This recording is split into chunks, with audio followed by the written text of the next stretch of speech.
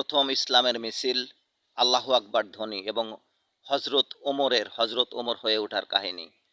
হজরত ওমর ছিল বিধর্মী গোত্রের একজন যুবক, অপ্রতিরোধ্য যোদ্ধা, দুঃসাহসিক একজন যুবক।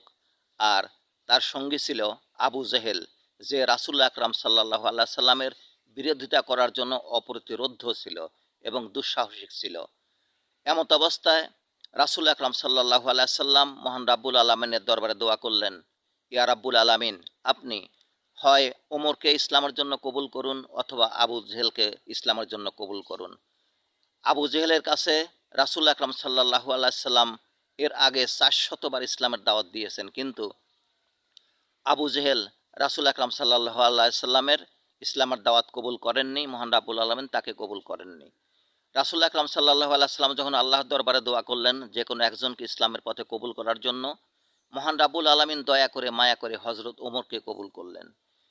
হযরত ওমর উলঙ্গ তরবারি নিয়ে, খোলা তরবারি নিয়ে রাসূল আকরাম সাল্লাল্লাহু আলাইহি সাল্লামের কাছে যখন আসতে লাগলো, সাহাবারা দেখে বলল, ইয়া রাসূলুল্লাহ, ইয়া হাবিবাল্লাহ, হযরত ওমর আসছে আপনাকে হত্যা করার জন্য, আপনাকে শিরশ্ছেদ করার জন্য, আপনি সরে পড়ুন। রাসূল আকরাম সাল্লাল্লাহু আলাইহি সাল্লাম বললেন, তোমরা হযরত ওমরকে আমার কাছে আসতে দাও, তোমরা কোনো বাধা সৃষ্টি করো না। সবাই ভয়ে ছিল, আতঙ্কে ছিল।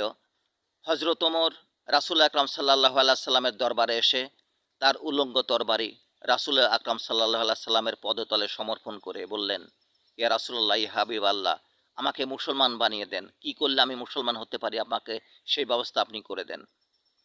রাসূল আকরাম সাল্লাল্লাহু আলাইহি সাল্লাম তাকে কালিমা শরীফ পাঠ করে মুসলমান বানালেন। যখন মুসলমান হয়ে গেলেন ওমর, তখন হয়ে গেলেন হযরত ওমর। হযরত ওমর রাসূল আকরাম সাল্লাল্লাহু আলাইহি সাল্লামকে বললেন, ইয়া রাসূলুল্লাহ, ইয়া হাবিবাল্লাহ, আমি তো ইসলাম ধর্ম গ্রহণ করলাম, মুসলমান হয়ে গেলাম। এখন আমার কাজ কি সেটা আমাকে অবগত করান। আমি যে সত্যের ধর্মে আসলাম, আমি এখন কি করতে পারি?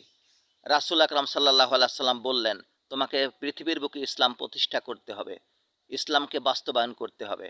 তখন হযরত ওমর বললেন যে, আমাকে যদি পৃথিবীর বুকে ইসলাম বাস্তবায়ন করতে হয় তাহলে আমাকে কি করতে হবে? আমাকে আল্লাহর আইন পৃথিবীর বুকে প্রতিষ্ঠা করতে হবে। তাহলে আসুন, আর ঘরে বসে থাকা যাবে না, আর পিছনে কোনো কাজ হবে না। এখন থেকে যা হবে সামনে হবে। আমি হযরত ওমর থাকা পরে এমন কোনো শক্তি নেই যে আপনাকে আঘাত করতে পারে, আপনাকে প্রতিরোধ করতে পারে।